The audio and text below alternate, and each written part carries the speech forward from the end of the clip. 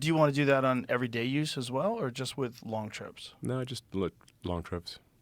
If you're trying to minimize the amount of time you stop when charging. So let's say you want to stop for 20, 30 minutes, then you really it's a little counterintuitive because for a gasoline car you would fill it up. For a battery, the charge state tapers off as you get above 80%. You can think of it like I think the right analogy here is cars in a parking lot.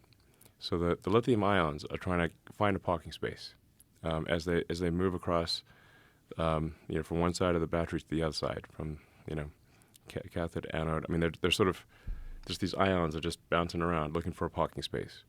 So when the parking lot's empty, they can zip right in there and find a spot. It's easy. As the parking lot gets full, just like trying to find a parking space at a mall, you have to hunt around for a spot. And that's basically what's going on, is the ions are looking for a parking spot. So as the battery gets closer to full, it's harder and harder to find a spot. They have to bounce around more. So it takes longer Just like to a get person from in a 80 pocket. to 100.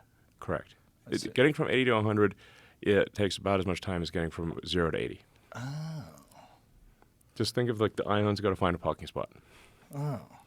And just like if you're in a mall and it's busy, then it takes longer to find a parking spot than if it's empty. So you're satisfied with the technologies available right now in terms of like the amount of mileage that you get out of it and things along those lines?